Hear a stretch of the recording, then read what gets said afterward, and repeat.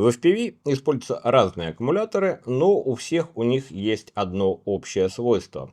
Даже такой маленький аккумулятор при неправильной эксплуатации легко превращается в потенциальный источник больших проблем. И чтобы этого избежать, я предлагаю сегодня поговорить об FPV-аккумуляторах. Всем привет! FPV-аккумуляторы штука вроде бы не очень сложная, но у начинающих к ним всегда вопросов больше, чем ответов. Как их хранить, как их заряжать, как их разряжать, как их использовать, чем их заряжать. И в принципе это логично, потому что если вы только входите в хобби, то конечно вопросы у вас могут появляться. Другая крайность, когда у начинающего нет никаких вопросов, все делается по наитию. Аккумуляторы заряжаются на глазок, разряжаются до скольких угодно, бросаются в сумку после полета до следующего раза. И в общем-то это уже прямой путь к их деградации, к вздутию и даже пожару. И сегодня мы как раз таки поговорим, как избежать всех этих проблем и как использовать ваши аккумуляторы. Без лишних подробностей, не нагружая вас особо техническими деталями, только практическая информация и немножко необходимой теории. Типы аккумуляторов и чем они отличаются. Давайте немножко начнем как раз с этой самой необходимой теории и поговорим о том, какие аккумуляторы бывают. В FPV чаще всего используются три типа аккумуляторов. Это обычные LiPo-аккумуляторы, где химия составляет из себя литий и некий полимер. Второй тип аккумуляторов это LiHV, Lithium High Voltage. Это, считайте, тот же самый LiPo, только немножко с другой начинкой и позволяет заряжать себя чуть до больших значений. И третий тип аккумуляторов, которые используются достаточно часто в FPV, это литий-ионные аккумуляторы. Это наверняка уже знакомые вам сборки на основе 18650 или 21700. Вы часто можете их встретить во всяких туристических фонариках, в вейпах и прочих всяких делах. Литий-ионные аккумуляторы считаются чемпионами по времени полета. Это достигается тем, что его можно заряжать до тех же значений, что LiPo, а разряжать гораздо сильнее. Но, как обычно, если есть какие-то плюсы, есть и минусы, и литий-ионные аккумуляторы имеют меньшую токовую отдачу, чем LiPo. Итак, у нас имеется три типа аккумуляторов: литий-ионные, литий-полимерные и литий High Voltage, которые каждый предназначен для своих целей. Например, литий-полимерные аккумуляторы — это рабочая лошадка для всякого фристайла, да и для большинства полетов. LiHV используется чаще всего во всяких мелких ВУПах, вот, например, 1С аккумуляторы чаще всего являются LiHV, потому что это нам позволяет в том же самом объеме иметь чуть больше энергии. И на ВУПах это весьма актуально. Хотя LiHV бывают разные, не только ВУПовские, 4С LiHV, 6С LiHV. Что такое S, мы чуть разберемся позже. Но смысл в том, что тот же самый объем, чуть больше энергии, но взамен мы платим тем, что эти аккумуляторы быстрее выходят из строя. Ну и литий-ионные аккумуляторы чаще всего используются для лонг-рейнджа, потому что нам там не требуется больших токов, мы не совершаем там никаких резких маневров, зато мы имеем максимальное время полета. Переходим дальше. Что значит надписи на аккумуляторах? Берешь ты вот такой, например, аккумулятор в руки, и на нем написано что-нибудь там 500 мАч, 95С, 7,4 вольта, 2С1П, 3,7 Вт-часа. Что вообще все это значит, как это все дело читать? Ну, 500 мАч это самое простое, это сколько в нем энергии, то есть он может отдавать 0,5 ампера теоретически в пределах 1 часа. На основании этого мы определяем, насколько емкий наш аккумулятор, сколько мы можем полетать. Вот, например, другой аккумулятор 750. Вот, например, аккумулятор на 1380 мАч. Но летаем мы обычно не час, мы летаем меньше, да и тратят наши дроны немножко больше, чем 0,5 ампера. И сколько с этого аккумулятора мы можем получить, на самом деле, нам говорит вот это самое обозначение 95С. 95С это 95 объемов. С это capacity. И вот это самое значение 95С у данного аккумулятора, это его коэффициент токоотдачи. То есть максимальный ток, который аккумулятор может отдать. Считается это так. С, то есть объем аккумулятора 0,5, мы умножаем на этот коэффициент 95 и получаем значение 47,5 ампер. То есть теоретически в единицу времени данный аккумулятор может отдавать 47,5 ампер. На самом деле значения С обычно берутся производителями с потолка, поэтому его можно смело делить на 2. Но тем не менее, хотя бы вот таким вот образом мы можем ориентироваться, какие аккумуляторы у нас имеют высокую токоотдачу, а какие имеют токоотдачу чуть меньше. Что еще мы здесь видим? Мы здесь видим вот этого аккумулятора 7,4 вольта. Что это значит? Это его номинальное напряжение. Номинальное — это не максимальное и не минимальное, это просто номинальное.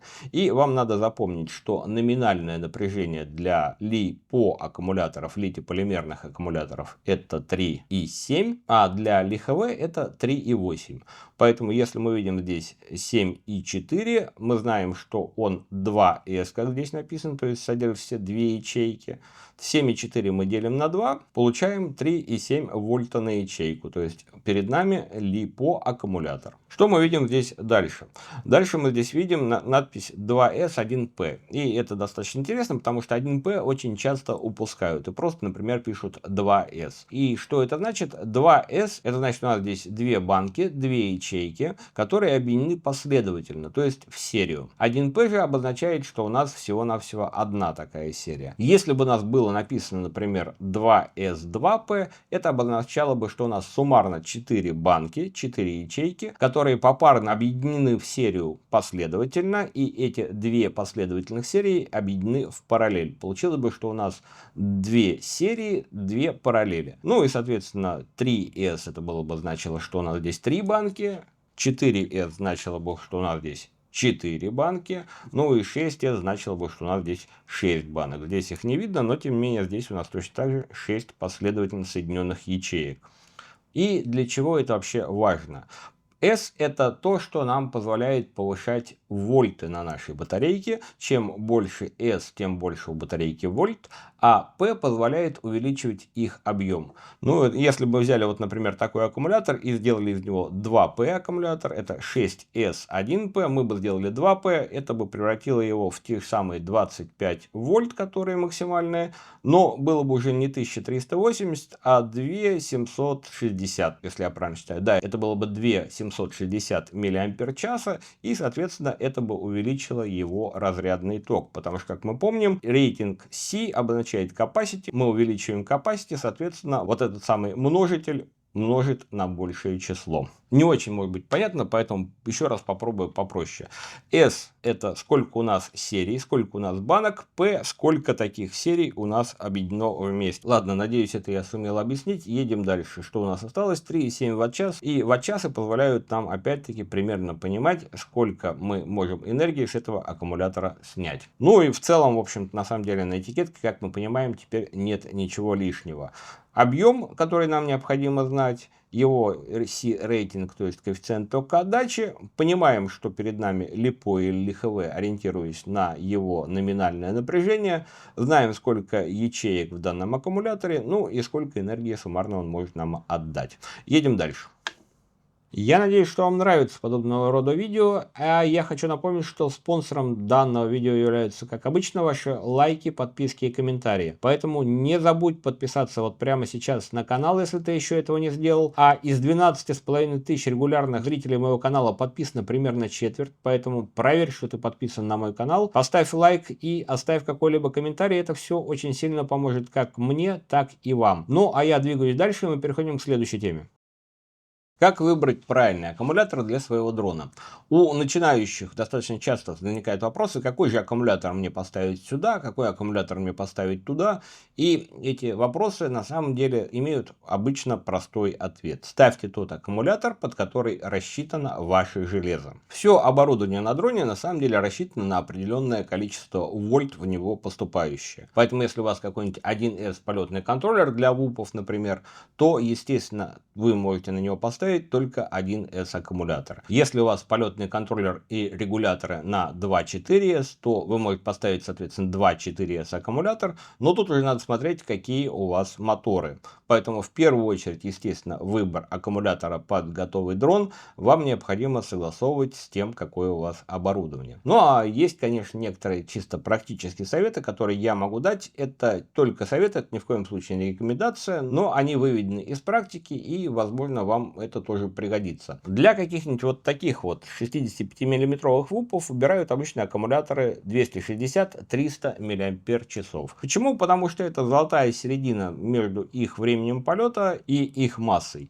Теоретически вы, конечно, можете попробовать поставить на него аккумуляторы побольше, но в большинстве случаев он просто даже не влезет в его посадочное отверстие. Например, возьмем аккумулятор следующей весовой категории, какой-нибудь вот такой 550, и он просто не влезет в посадочное отверстие для вашего ВУПа. Естественно, вам ничто не мешает откусить эти посадочные отверстия и привесить его на канцелярскую резинку, но тут вы все равно немного выиграете. Аккумулятор чем больше, тем, естественно, он тяжелее, поэтому особо выигрыша в установке большего аккумулятора на маленький ВУП вы не получите. Соответственно, аккумуляторы на 450-550 мА мы ставим на теневупы побольше. Ну или зубочистки побольше, неважно. На дроны, которые уже имеют чуть больший размер пропеллеров, которые, соответственно, могут тащить эту дополнительную массу и быть с ними достаточно энергоэффективны. 75 мм, 75 Pro это у нас аккумуляторы 450-550 мАч. Дальше мы переходим к дронам каким-нибудь уже покрупнее, 2, 2,5, 3, 3,5 дюйма, и на них ставится аккумулятор уже, соответственно, тоже крупнее, но все равно начиная от 2 до 4S. Опять-таки напомню, что это никакое не требование, и вам никто не мешает, особенно если дрон вы собираете сами, собрать 3,5 дюйма под 6S, но не уверен, что это будет максимальная эффективность между весом и полетным временем. Следующим дроном у нас будет это обычная пятерка, и на пятерке уже чаще всего ставят только 6S аккумуляторы, вот такие 6S аккумуляторы, и где-то с емкостью в районе 1300-1200 мАч, в зависимости от того, как долго вы хотите летать и какой у вас стиль полета. Ну и 7-8 дюймовые дроны, которые используются для дальнолетства, соответственно, на них ставятся чаще всего все-таки литий-ионные аккумуляторы. И вот литий-ионные аккумуляторы, например, 4S2P, двойная сборка, или 6S2P, потому что здесь требуется максимальное время полета без особых нагрузок, то есть мы особо там никаких фристайл-трюков не вытворяем, поэтому мы можем себе позволить поставить аккумуляторы потяжелее, с большей емкостью и чуть меньшей токоотдачей. Ну и подводя итог этого раздела, кратко напомню, что выбирая аккумуляторы под наш дрон, мы ориентируемся на его спецификации. Если у нас 1С теневуп, мы не втыкаем на него 6С батарейки, а выбираем батарейки, ориентируясь по логике. Если у нас маленький теневуп, мы ставим на него маленькую батарейку, если у нас теневуп побольше, мы ставим на него ту же самую батарейку побольше. Едем дальше. И вот сейчас мы переходим к достаточно важному разделу, а именно как правильно заряжать аккумуляторы. Почему важный? Потому что от правильной зарядки зависит ваша безопасность. Безопасность вас и вашего имущества.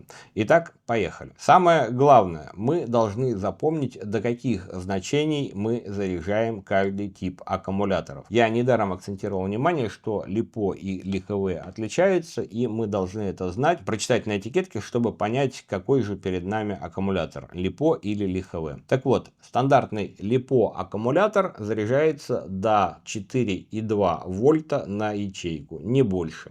Если мы попробуем зарядить его больше, у нас могут быть проблемы. ЛиХВ аккумуляторы как раз таки заряжаются больше. Они заряжаются до 4,35 на ячейку. Самое главное, что ЛиХВ аккумуляторы мы заряжаем на отдельном режиме. И собираясь заряжать аккумулятор как ЛиХВ, мы должны твердо быть уверены, что перед нами ЛиХВ. Кстати, нам ничто не мешает заряжать ЛиХВ как обычный ЛиПо, но ни в коем случае не заряжаем ЛиПо как ЛиХВ.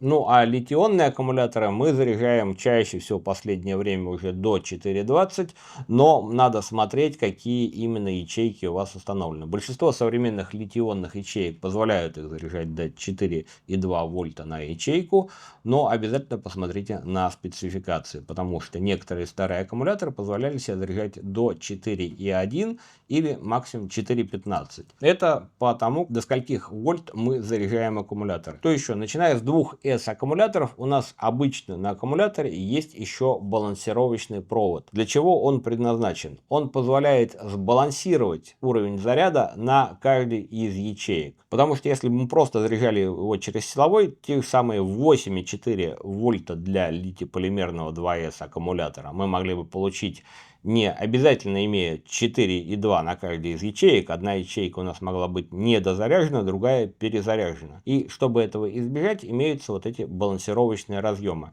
Через них зарядное устройство понимает, сколько вольт на каждой конкретной ячейке и заряжает или разряжает по одной конкретной ячейке, приводя их к единому общему значению. Поэтому для 2С и выше аккумуляторов использование балансировочного разъема при зарядке считается обязательным. Режимы зарядки. На большинстве современных зарядных устройств у нас есть возможность выбрать профиль зарядки, где уже преднастроены все необходимые значения. У нас есть обычно на них профили LiPo, LiHV, Li-on и обычно еще несколько других, но нас интересуют вот именно эти. И соответственно, если у нас LiPo аккумулятор, мы выбираем профиль LiPo, и зарядка сделает все за нас. Ну и, соответственно, если у нас LiHV аккумулятор, мы выбираем профиль LiHV. И единственное исключение, если у нас литий-ионный аккумулятор, мы выберем, скорее всего, профиль LiPo, потому что большинство зарядок имеют ограничения по уровню заряда в литий-ионном профиле до 4,1 и максимум там 4,15. Нам же, если мы уверены, что наши ячейки поддерживают уровень заряда до 4,2 вольта, мы выбираем LiPo профиль. Каким током заряжать? Это тоже очень важное значение. Все аккумуляторы, практически все производители рекомендуют заряжать их током 1C. Не перепутайте не S, а 1C. И как мы уже сегодня выяснили, C это capacity, поэтому для каждого аккумулятора этот ток будет отличаться. Для 500 мА аккумулятора у нас, соответственно, ток заряда будет 0,5 ампера. Это 1C. Для вот такого 1386S аккумулятора у нас ток заряда тоже будет 1C, и это будет 1,3 ампера. Но можно выставить 1,4, поскольку 380 ближе к 1,4. Производители допускают ток заряда выше 1C. Например, вы можете заряжать двойным током. Например, вот этот мелкий аккумулятор, у которого 500 мАч емкость, мы можем заряжать на токе 2C. Это будет 1 ампер, 2 раза по 0,5. Но это будет приводить к его более быстрой деградации. Химия внутри аккумулятора будет быстрее стареть. Превышать ток 2C можно только если вы абсолютно уверены, что производитель это допускает. Обязательно читайте документацию, если хотите заряжать током выше, чем 2C. А по-хорошему почитайте и убедитесь, что ваш аккумулятор можно заряжать током вообще выше 1C. Например, вот такие крупные аккумуляторы, это 2S 4800 мАч от Auline, и у него ток заряда указан 0,5C. Я не могу заряжать этот аккумулятор больше, чем на 2,4 ампера, иначе с ним будут проблемы. И такая ситуация чаще всего бывает с аккумуляторами для очков, которые не очень высокотоковые. Для очков, аппаратуры и вот таких вот прочих девайсов, где не требуются высокие токи, и, соответственно, этот аккумулятор не отдает высокие токи, зато имеет высокую емкость. И такие аккумуляторы мы заряжаем на токе 0,5C. В большинстве же остальных случаев, в избежание каких-либо проблем с вашими аккумуляторами, заряжайте их током 1C. И это позволит вам иметь некоторую гарантию, что аккумулятор проживет максимально долго. На что следует обращать внимание при зарядке? Во-первых, и самое тоже главное, никогда не оставляйте заряжающиеся аккумуляторы без присмотра. Об этом всегда написано на аккумуляторе, и не лишний об этом будет напомнить еще раз. Все основные проблемы с аккумуляторами происходят именно чаще всего в момент заряда, когда мы закачиваем в него электричество. Поэтому во время зарядки не уходите далеко от ваших аккумуляторов, наблюдайте за ними, обращайте внимание на их нагрев. Это достаточно важный показатель, который поможет вам понять, что с аккумулятором что-то не то. Если во время зарядки аккумулятор начинает греться, если он не просто едва теплый, если он не просто теплый, вы начинаете замечать, что он начинает ощутимо греться, немедленно отключайте его от зарядки, уносите его на открытый воздух, кладите его в кастрюлю в какую-нибудь, потому что начало нагрева это обозначает, что внутри химия начинает закипать, и у вас есть шанс, что он вздуется, лопнет и, соответственно, полыхнет. И еще, что следует знать, литий-полимерные аккумуляторы достаточно ярко и хорошо горят, с большой теплоотдачей, и им не требуется для горения кислород. Поэтому не пытайтесь тушить их водой. Если вдруг аккумулятор у вас загорелся, закидайте его песком, землей или положите в какую-нибудь кастрюлю, в которой он сможет выгореть, не причиняя вреда ничему окружающему. Единственное, что будет выделяться очень много дыма, поэтому гореть ему надо на открытом пространстве. Но старайтесь, чтобы ваши аккумуляторы не горели, поэтому всегда следите за ними во время зарядки. Итак, подводим итоги блока «Как заряжать аккумуляторы». LiPo аккумулятором мы заряжаем до 4,2 вольта на ячейку. LiHV аккумулятором мы заряжаем заряжаем до 4,35 на ячейку. Литий-ионные аккумуляторы мы заряжаем до значения либо 4,1, либо 4,2, в зависимости от того, что вам написал производитель. Все аккумуляторы свыше 1С мы заряжаем соответствующими зарядками, где возможно подключить балансировочный разъем. И мы всегда заряжаем аккумулятор в своем личном присутствии. Не оставляем заряжающиеся аккумуляторы без присмотра. Следим за их состоянием, и в случае, если состояние становится ненормальным, мы немедленно отключаем его от зарядки и выносим на открытый воздух подальше от горючих предметов. Надеюсь, с этим все ясно. Едем дальше. Отдельным блоком, и это достаточно важно для начинающих, я бы хотел поговорить про параллельную зарядку и опасность ее использования. Это вот такие вот платы, ну или платы попроще, или платы посложнее, которые вы достаточно часто могли видеть, и они очень часто соблазняют начинающих тем, что позволяют иметь одно зарядное устройство, например, одно однопортовое зарядное устройство, и заряжать сразу несколько аккумуляторов. Это действительно так, но тут скрывается некоторая опасность. Давайте поговорим об этом все-таки чуть подробнее. Что из себя представляет плата параллельной зарядки? Это вот такая вот плата, на которой у нас есть один входной балансировочный разъем от нашей зарядки, один силовой кабель. Дайте я его отключу, чтобы он нам не мешал сейчас. И некоторое количество портов. В этом случае у меня в руках 4-портовая параллельная зарядка и позволяющая заряжать как от 2С до 6С аккумуляторов. В чем ее опасность? А опасность здесь действительно есть. Параллельная зарядка недаром называется параллельной, она заряжает все аккумуляторы параллельно. И не только заряжает, она их и сразу же подключает в параллельную цепь. И таким образом, если мы в эту цепь, даже не подключая к зарядке, подключим сюда несколько аккумуляторов, они окажутся подключены параллельно. И это очень важно, потому что при параллельном подключении ток пойдет из большего к меньшему.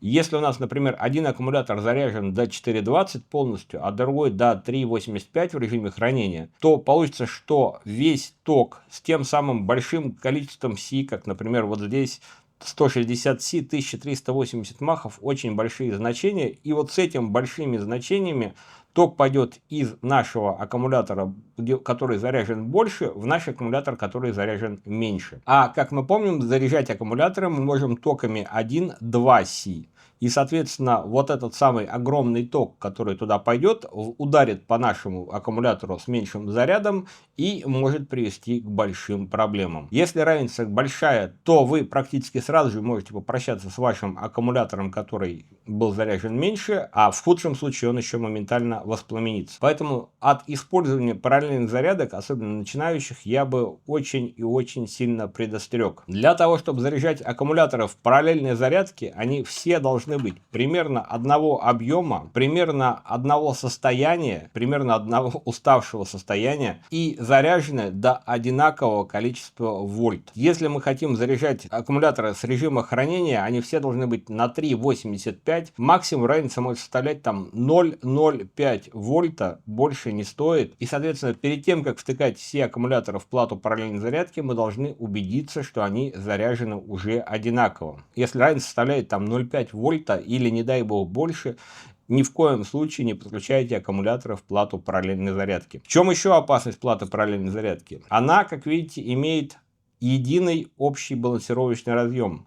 И на этот балансировочный разъем передается информация со всех вот этих усредненная. Если у вас какой-то из вашей одной ячейки, в одной батарейке, одна ячейка имеет проблемы, балансировочный общий разъем про это не узнает. Соответственно, про это не узнает ваша зарядная станция, ваше зарядное устройство. Оно будет считать, что там все нормально. И в этом случае у вас опять-таки могут быть проблемы. Если у вас аккумуляторы разной степени уставшести, например, один аккумулятор, который вы используете давно, другой вы используете недавно, у них разное внутреннее сопротивление. Это тоже достаточно важный параметр. И если он отличается достаточно сильно у нескольких аккумуляторов, подключенных в параллельную зарядку, тоже могут быть проблемы, потому что у нас наше зарядное устройство подает вот сюда просто-напросто напряжение с каким-то током, и она совершенно не знает, что происходит вот здесь, на этих 4 портах. Для нее это все усредненные значения. Поэтому, если вы не представляете, что вы делаете, если вы только начинаете, 10 раз подумайте, стоит ли использовать параллельную зарядку.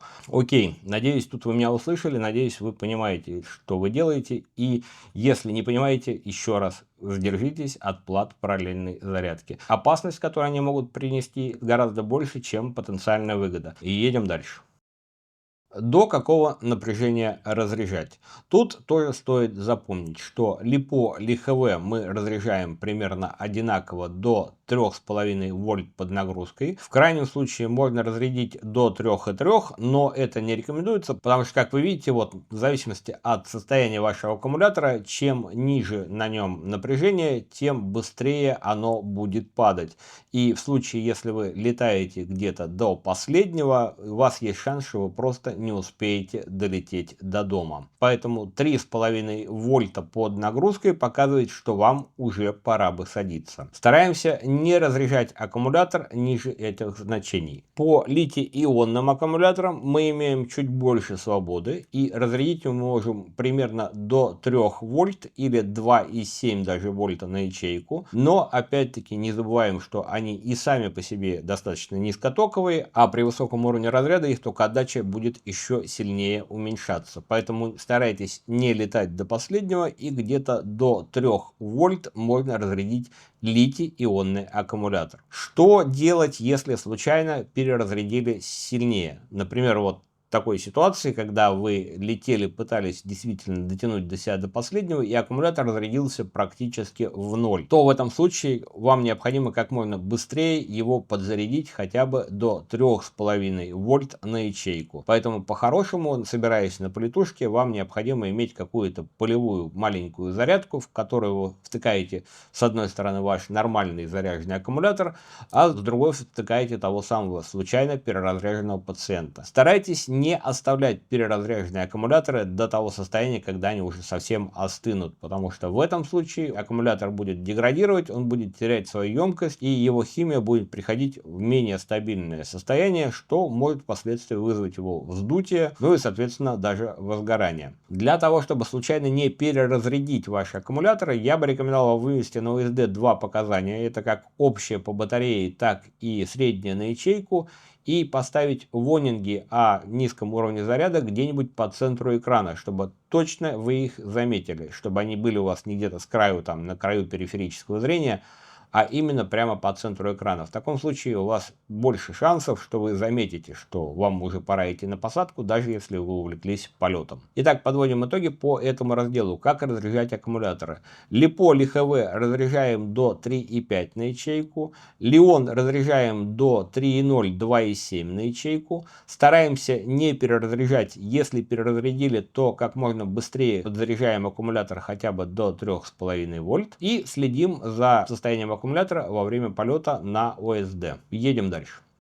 Как хранить аккумуляторы? Здесь у нас состоит из двух: как их хранить физически и на каком напряжении их хранить. Начнем с последнего. После того, как мы отлетали, мы должны перевести все наши аккумуляторы в режим хранения. Это зарядка или разрядка аккумулятора до определенного значения. И для ЛиПо аккумуляторов, и для ЛиХВ аккумуляторов это значение примерно 3,85 на ячейку. Для Лион аккумуляторов это значение чуть меньше, примерно 3,60 3,75, но в принципе, если вы даже Лион аккумулятора зарядите до 3,8, ничего с ними страшного не произойдет. Это напряжение позволяет аккумуляторам где-то лежать неиспользуемыми, и при этом особо химия внутри них не деградирует. Если после полета вы решите оставить до следующих выходных ваш аккумулятор разряженным полностью, то к следующим выходным у вас есть шанс, что у вас какая-нибудь одна банка на многобаночном аккумуляторе или аккумулятор целиком для 1С просто-напросто даже не увидится зарядка. Если вы его разрядили очень сильно и оставили надолго, аккумулятор умрет, и умрет однозначно. Если вы пошли на полетушки, например, зарядили 10 аккумуляторов, отлетали 8, 2 осталось заряженных, их тоже надо разрядить до 3,85 на ячейку, иначе следующим полетушкам их емкость немножко уменьшится. Да, Нахождение аккумулятора в заряженном состоянии не так вредно, как в сильно разряженном, но ни к чему хорошему на длительном периоде это тоже не приведет. Поэтому всегда после полетов мы разряжаем или заряжаем аккумуляторы до режима хранения. Большинство зарядок имеют такой режим, он называется Storage, и как раз таки автоматически в зависимости от типа вашего аккумулятора они разряжают или заряжают их до необходимого значения. Напомню, это примерно 3,85 на ячейку для LiPo LiHV и 3,7 на ячейку для Li-On. Где и как хранить? Хранить аккумуляторы, когда мы довели их до storage напряжения, необходимо где-то в сухом прохладном месте, без прямых солнечных лучей, естественно, не в машине под солнцем летом. Некоторые вообще хранят их даже в холодильнике. Но самое главное, хранить их лучше в какой-нибудь липосумке, хотя это большей частью фикция и сильно нам в случае их возгорания не поможет, или в липокейсе. Есть специальные кейсы, которые предназначены для хранения в них аккумуляторов, ну а некоторые используют всякие различные ящики, заполненные песком, в которые они просто погружают эти аккумуляторы и таким образом их хранят. Это нам позволит избежать больших проблем, если этот аккумулятор вдруг внезапно решит вспыхнуть. Но благо аккумуляторы в режиме хранения не очень подвержены самовозгоранию, все-таки большинство с ними проблем возникает именно на момент заряда. Поэтому вы можете позволить их хранить просто в каком-нибудь липосумке, где-то подальше от солнечных лучей и не перенагревая. Что делать, если мы летаем достаточно редко и аккумуляторы у нас большей частью лежат? Необходимо не забывать их периодически заряжать до полного значения, разряжать и переводить в storage режим. Да, к сожалению, эту процедуру необходимо делать, желательно раз в 3 месяца, но хотя бы раз в полгода мы должны это с ними делать. Иначе, даже находясь в storage режиме, аккумуляторы могут начать потихоньку терять свою емкость. Кстати, не забываем про саморазряд. Аккумуляторы подвержены данному явлению, и даже находясь в storage режиме, они потихоньку могут разряжаться. Поэтому необходимо периодически контролировать их уровень заряда и при необходимости подзаряжать. Итак, подводим итоги по как хранить аккумуляторы. Храним аккумуляторы мы на уровне storage напряжения. Для этого мы их после каждого полета заряжаем или разряжаем до 3,85 примерно на ячейку. И чтобы было это проще, мы это делаем через зарядку, выбрав соответствующий режим storage. Храним мы их в сухом и прохладном месте, защищенном от прямых солнечных лучей, и, соответственно, в какой-нибудь липосумке или липокейсе. Храним мы их не больше 3-6 месяцев. После этого мы их достаем, заряжаем, разряжаем и снова оставляем на режиме хранения. Во время хранения мы периодически проверяем их уровень заряда и при необходимости подбиваем его до storage напряжения. Едем дальше.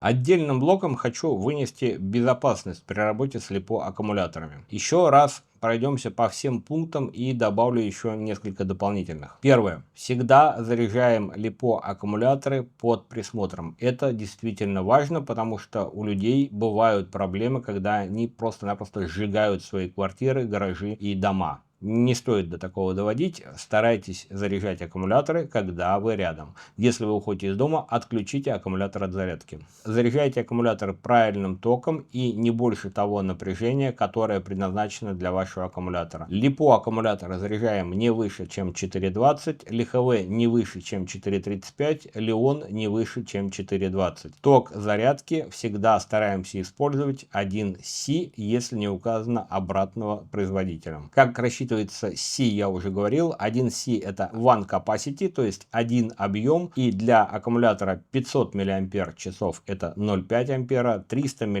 это 0,3 ампера, 1380 мАч это, соответственно, 1,38 ампера. Большинство современных зарядок во время зарядки позволяет нам посмотреть внутреннее сопротивление ячеек. Да, они считают их в неких попугаях, хотя и пишут, что это миллиомы, но каждая зарядка считает это по-своему, значения могут отличаться, и тут нам необходимо смотреть в первую очередь за динамикой. Нам приехал новый аккумулятор, мы воткнули его на зарядку, мы его полностью зарядили, посмотрели после полной зарядки его внутреннее сопротивление. Записали, запомнили эти значения. И впоследствии во время зарядок мы следим, чтобы эти значения очень сильно не начинали уходить. Если значение на одной из ячеек начинает очень сильно отличаться, это первый признак того, что аккумулятор аккумулятору нехорошо. Это первый признак того, что аккумулятор, скорее всего, через некоторое время вздуется или загорится. И если мы замечаем, что внутреннее сопротивление одной из ячеек очень сильно отличается, данный аккумулятор мы стараемся убрать из эксплуатации. Люди опытные в пайке и работе с аккумуляторами чаще всего в этом случае просто-напросто разбирают аккумулятор, убирают эту плохую ячейку, пересобирают, например, 4S на 3S, или берут из какого-то своего запаса ячейку, ставят туда такую же. Но если вы только начинаете, и если вы видите, что внутреннее сопротивление на одной из ячеек у вас очень сильно отличается, старайтесь за этим аккумулятором следить очень внимательно, особенно при зарядке.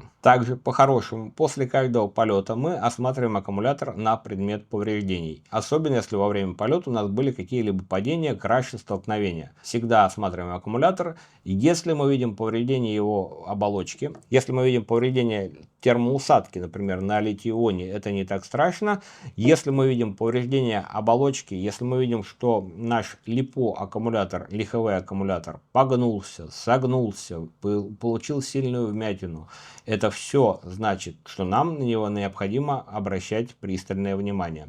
Скорее всего, через некоторое время данная ячейка, получившая повреждение, перестанет работать, и это в лучшем случае. В худшем случае во время заряда такая ячейка может доставить вам несколько веселых в кавычках минут. Всегда обращаем внимание на состояние нашего аккумулятора. Сильно деформированные аккумуляторы мы не используем. Если мы увидели сильную деформацию, мы его даже не заряжаем. Мы можем разрядить его в ноль липокиллером. Есть такие устройства. Это просто-напросто какая-нибудь нагрузка, которая потихоньку рассеивает энергию аккумуляторов в тепло. Разряжаем его в ноль и утилизируем. На что еще мы обращаем внимание с аккумуляторами?